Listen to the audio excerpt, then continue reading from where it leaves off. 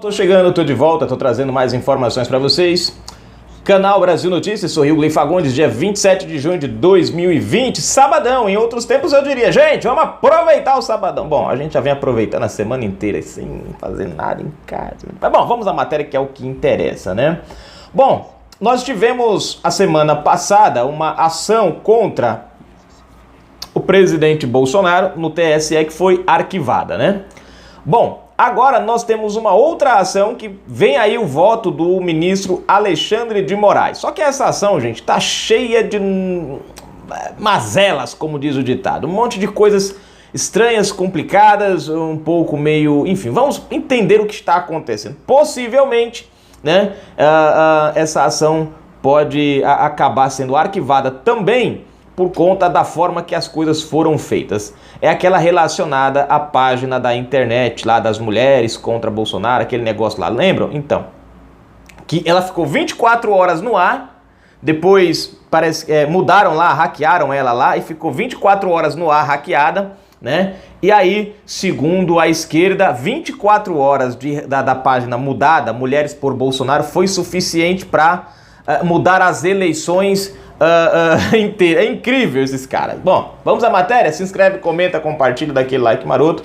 Aperta o sino das notificações na descrição do vídeo, tem conta bancária. Se você curte nosso canal, gosta do nosso trabalho, seja um colaborador e um apoiador. Vamos lá? Olha só. Investigação inconclusa e repleta de falhas fragiliza ação contra Bolsonaro, né?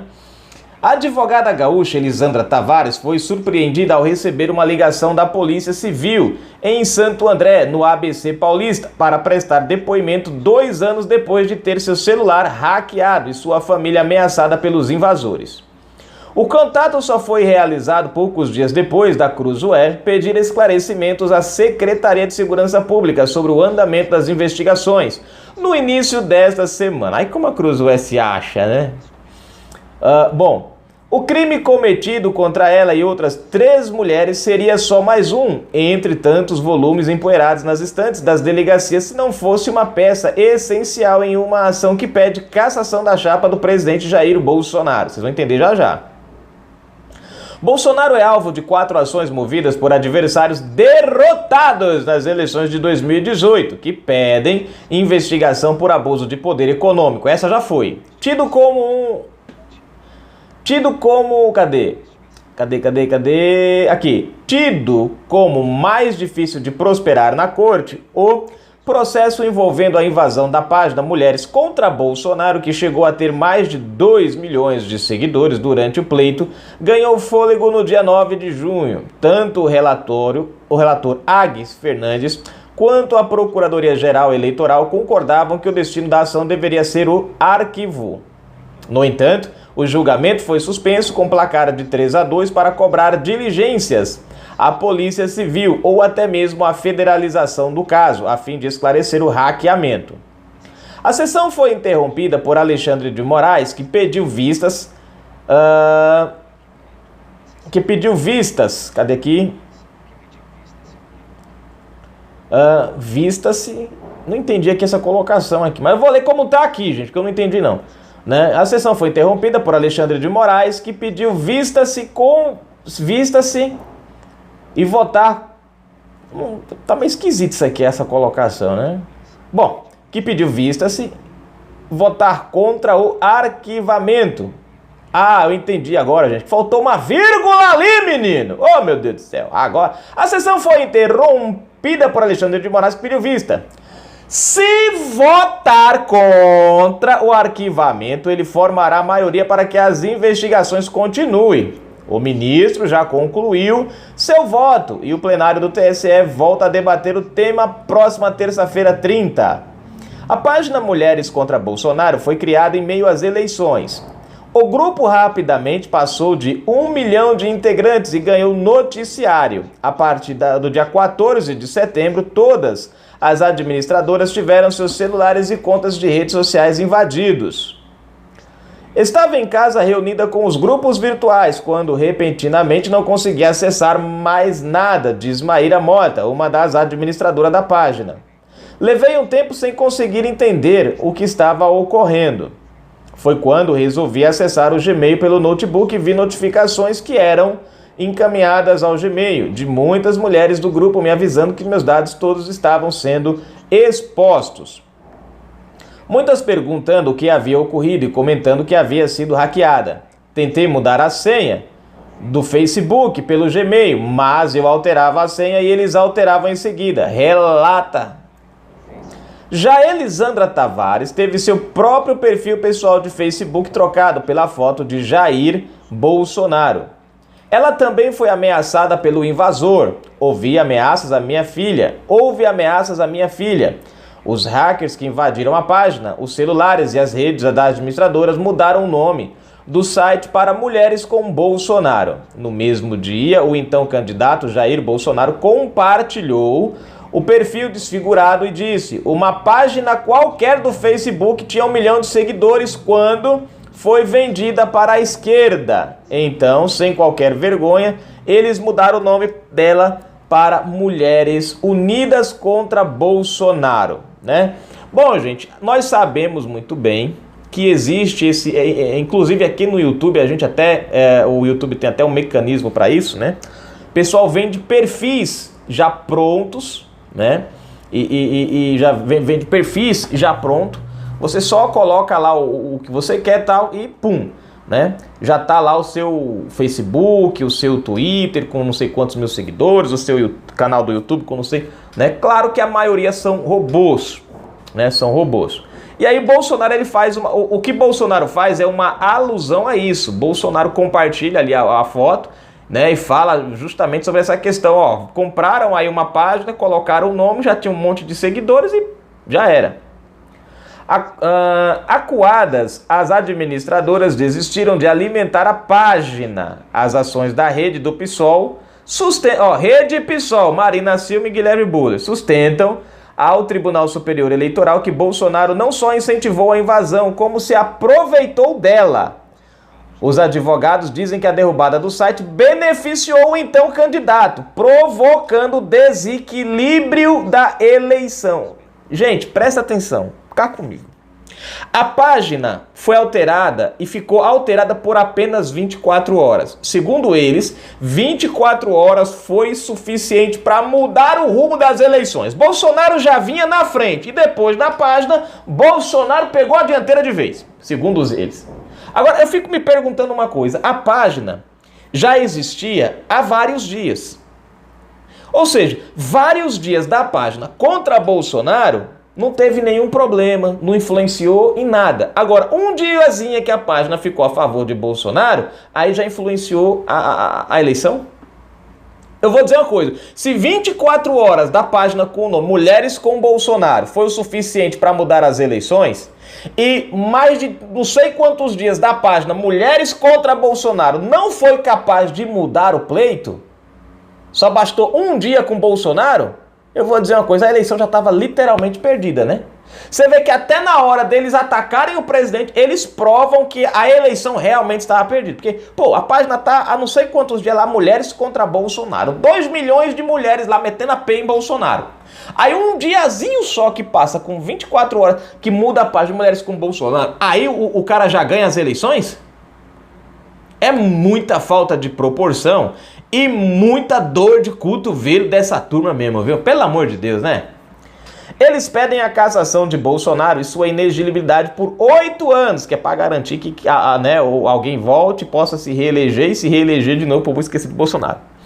A ação enfrenta 2 obstáculos. Parte dos ministros do TSE entende que, mesmo que se a história for investigada a fundo e ficar comprovado que os ataques tiveram relação com pessoas ligadas a Bolsonaro, o fato não teve o poder de desequilibrar o pleito em favor do presidente. Ou seja, 24 horas não são suficientes para mudar uma eleição. Pô, você começa a eleição, a campanha, o negócio já vinha começando desde agosto, que é quando os nomes foram finalmente, né, finalizados ali como candidatos. Aí você pega agosto, setembro, né, e um pedacinho de outubro, mais o segundo turno. Pô, 24 horas só foi o suficiente para mudar mais de 60 dias de campanha? Vou dizer uma coisa, hein? É muita... Deixa pra lá. Vamos lá. Em favor do atual presidente aqui. O outro problema é que, em nenhum dos casos, as investigações identificaram os criminosos. Em seu voto, no dia 9, o ministro Ag Fernandes disse que gravou uma conversa com um representante do Ministério Público Eleitoral em Vitória da Conquista, que apura as invasões aos dispositivos de Maíra Mota. Segundo ele, a promotoria teria dito que a polícia teve dificuldade de localizar as vítimas e o inquérito até agora não foi concluído. No entanto, segundo apurou Cruzoé, os problemas vão muito além. Em entrevista, 3 administradoras da página afirmam nunca terem sido procuradas pelas autoridades após registrarem a duras penas boletim de ocorrência. Documentos do Ministério Público Eleitoral e da Polícia Civil da Bahia revelam que uma investigação sequer foi aberta, nenhuma diligência foi realizada. O delegado da Polícia Federal que nos atendeu na época disse que meu celular deveria ser solicitado para uma perícia e que eu deveria ser chamada para uma oitiva. Aguardei, mas isso nunca aconteceu de fato, afirma Maíra Mota, uma das administradoras da página. Veja só que interessante, né, gente? Às vezes eu fico me perguntando o seguinte: será que quem invadiu essa página realmente foi, né, algum apoiador de Bolsonaro? Ou foi algum esquerdista, algum hacker esquerdista, né? Porque quando essa página foi invadida, Bolsonaro já estava na dianteira. Na verdade, Bolsonaro já vinha na dianteira desde o começo. A minha pergunta que eu faço é: o que Bolsonaro ganharia hackeando uma página para ganhar mais público se ele já estava na dianteira?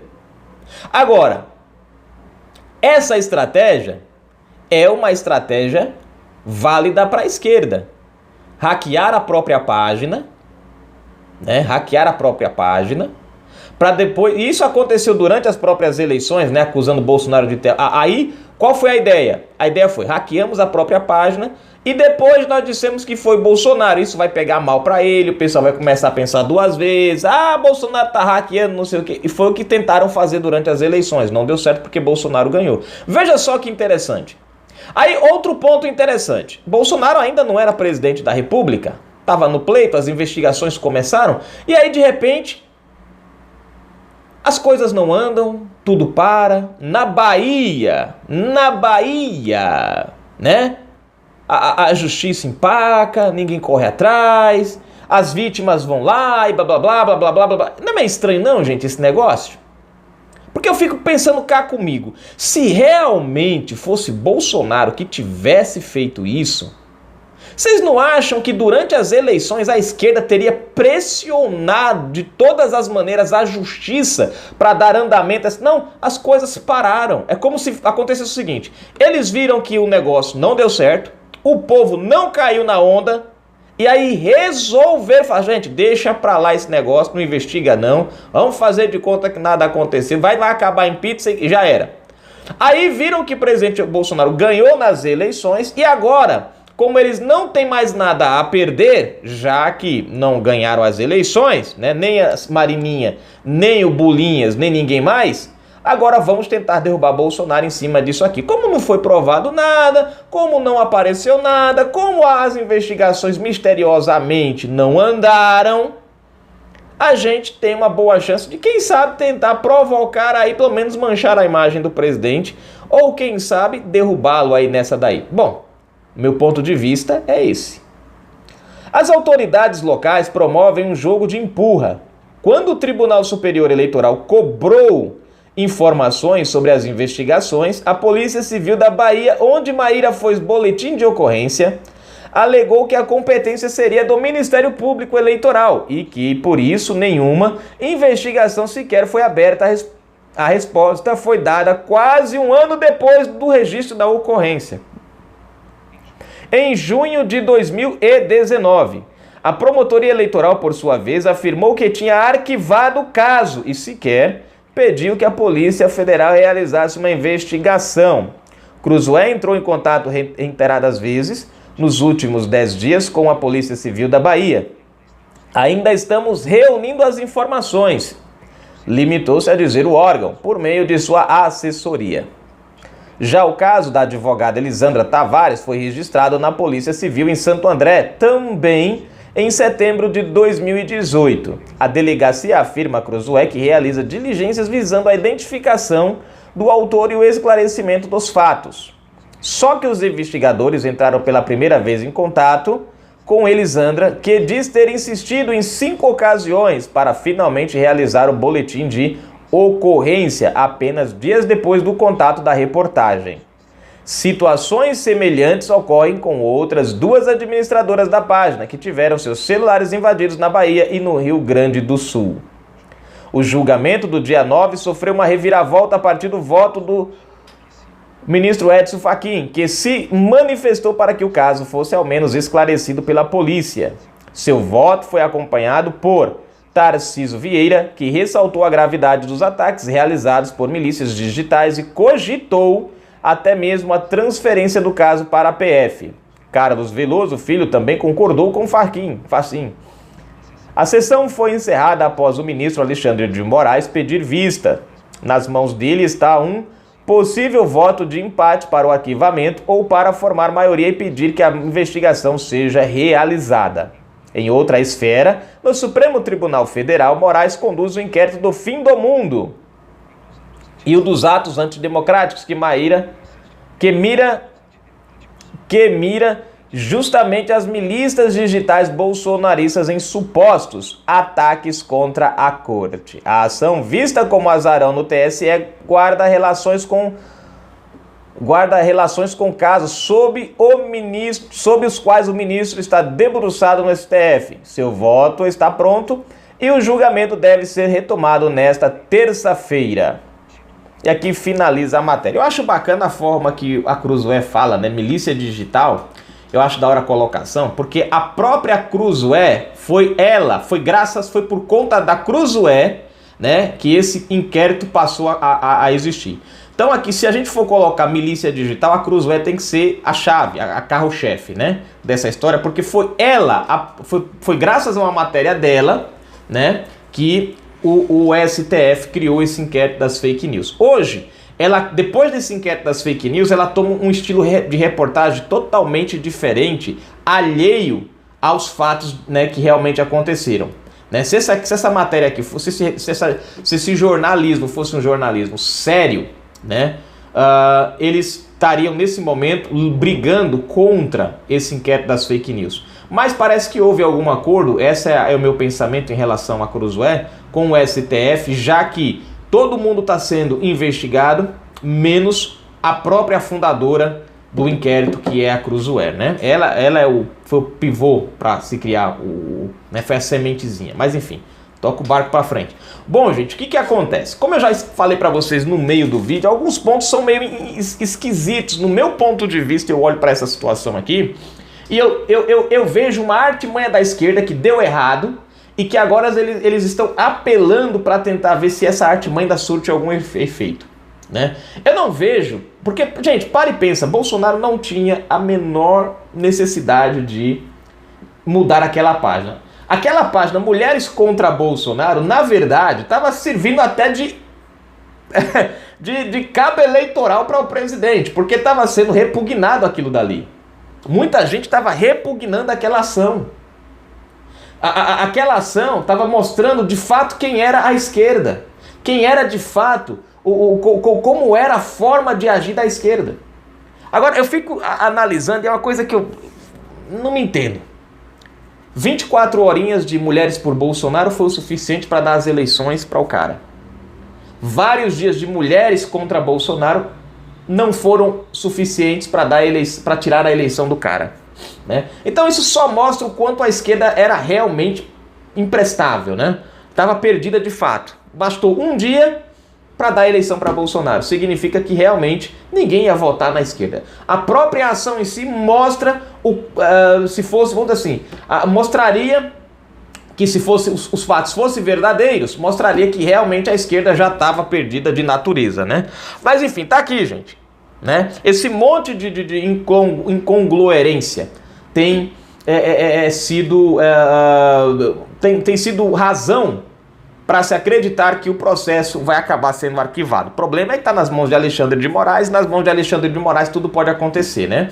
Agora, vejamos, se nós pararmos para prestar atenção, só para encerrar o vídeo, como eu disse para vocês ali, uma análise rápida sobre essa questão do hackeamento, como eu disse a vocês, no meu ponto de vista, foi a própria esquerda que tentou criar uma certa situação, assim como a questão dos disparos em massa. Acusaram Bolsonaro dos disparos em massa, mas acabou sendo provado que foi o PT quem fez os disparos em massa, né? A mesma coisa eu acredito que é o que aconteceu aqui.